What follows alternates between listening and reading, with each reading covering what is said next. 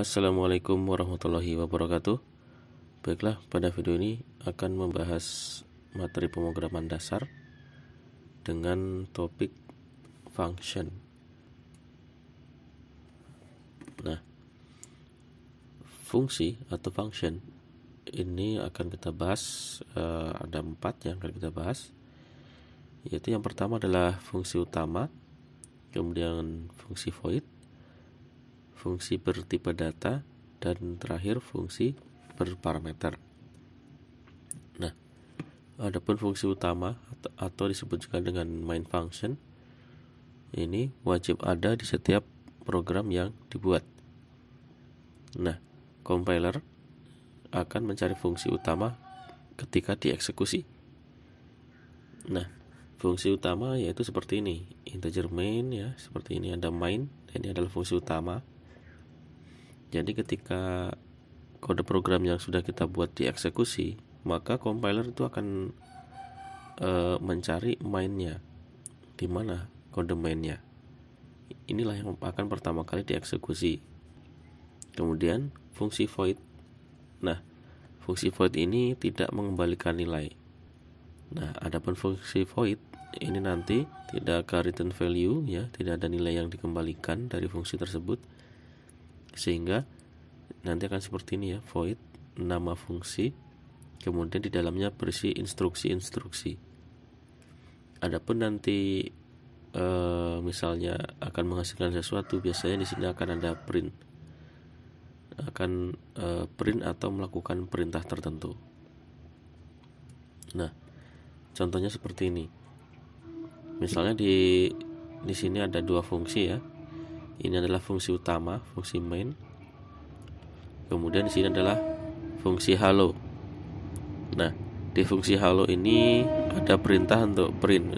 Misalnya print hello, apa kabar?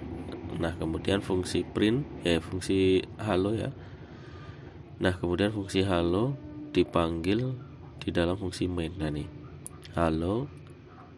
Nah, dalam kurung titik koma. Nah, di sini memanggil fungsi hello. Ketika program ini dikompil dan dieksekusi, maka langsung menuju ke fungsi main. Di fungsi main kemudian urutannya adalah memanggil fungsi hello.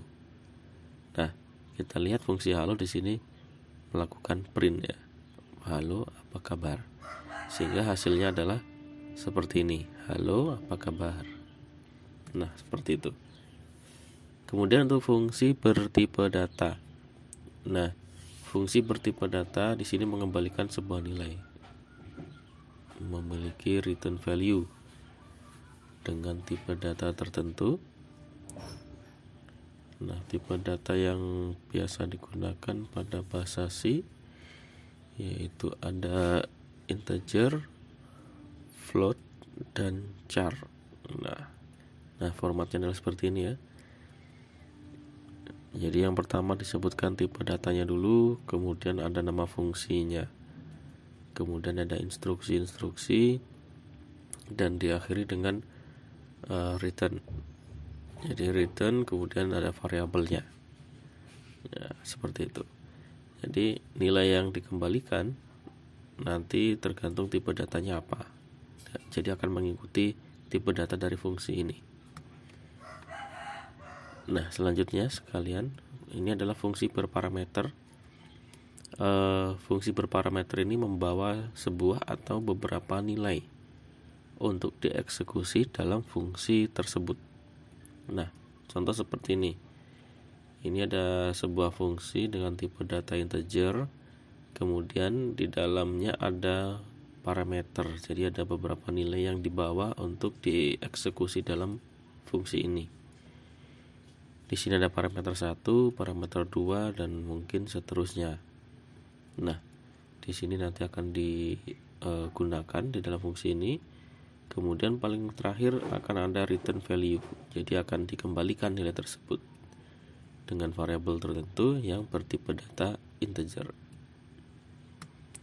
Baiklah, ini adalah contoh. Nah, di sini ada 3 fungsi ya. Ada fungsi utama di sini, kemudian ada 2 fungsi tambahannya ya. Ini ada Yang pertama adalah fungsi penjumlahan, integer jumlah. Nah, di sini ada tipe data, nanti akan mengembalikan data yang bertipe data integer. Nah, di sini ada parameternya, integer A, integer B. Integer A, integer B. Nah, kemudian dijumlah A plus B. Nah, hasil penjumlahannya di return, ya kan, dikembalikan, dikeluarkan nanti dari sini.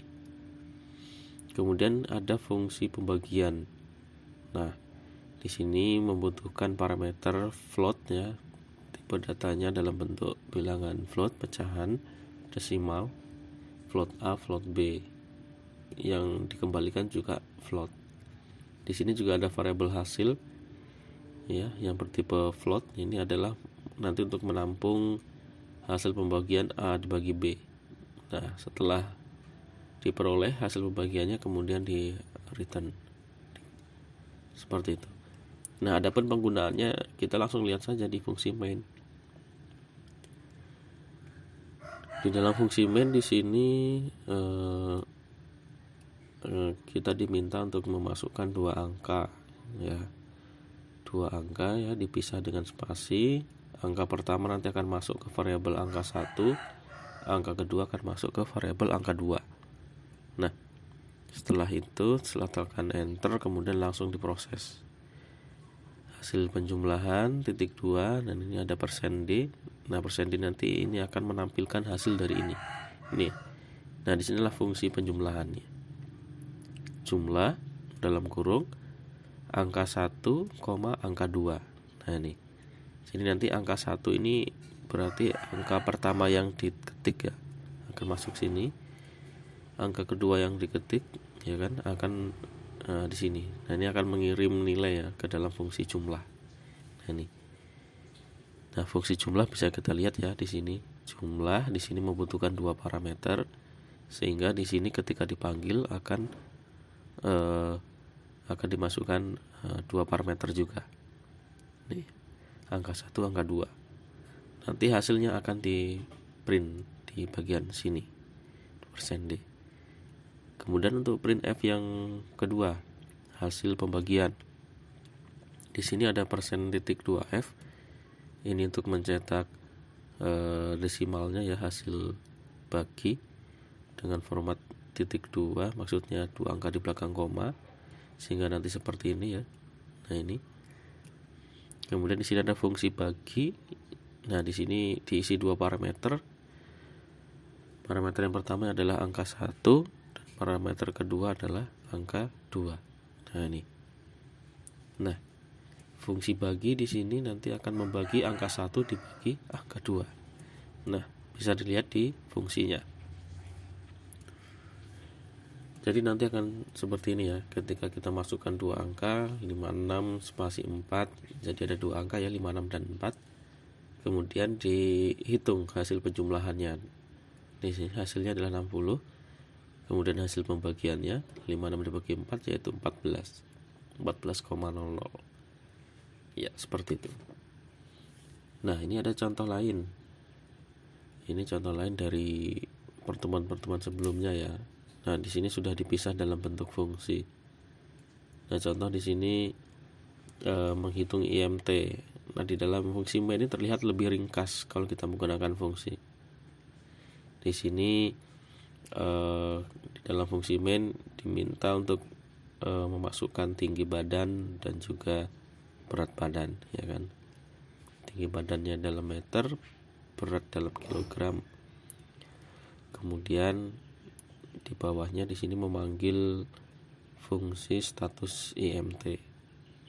Nah, nih, status IMT nanti akan membawa parameter tinggi dan berat. Nah, disinilah prosesnya. Nah, ini ada fungsi void, ya. Fungsi void tidak mengembalikan nilai apapun. Di sini langsung print, ya, langsung mencetak outputnya. Jadi di sini ada dua parameter tadi, ya, di sini float T dan float B. Float T untuk menampung tinggi, float B untuk menampung berat. Kemudian ada float IMT untuk menampung hasil dari rumus IMT itu sendiri. yaitu B dibagi T dikali T. Nah, jika didapat IMT-nya lebih besar sama dengan 25 maka obesitas. Jika IMT-nya lebih besar dari 23 maka badan berlebih. Nah, jika tidak masuk di bagian ini dilempar lagi ke bawahnya. Jika IMT lebih besar sama dengan 18,5 maka berat badan normal. Jika tidak masuk juga, tidak memenuhi syarat ini juga, akan dilempar bagian terakhir, berat badan di bawah normal. Nah, seperti itu. Maka hasilnya nanti akan seperti ini. Kita masukkan tinggi 1,65 ya, misalnya 165 cm. Berat badan misalnya 63, maka kesimpulannya adalah berat badan berlebih. Oke, baiklah. Untuk selanjutnya ya silahkan latihan mandiri. Silahkan ketik, compile dan run ya masing-masing kode program di atas untuk pelajari lebih lanjut. Kemudian masukkan input ya yang diminta ya. Masukkan input jika diminta dan amati hasilnya. Nah, kemudian jika masih ada error, periksa kembali dan perbaiki kode yang telah diketik. Baiklah, terima kasih. Mudah-mudahan bermanfaat. Silahkan komen bila ada pertanyaan, silahkan like bila suka, kemudian share kepada teman-teman Anda dan subscribe untuk mendukung channel ini. Baiklah, terima kasih. Wassalamualaikum warahmatullahi wabarakatuh.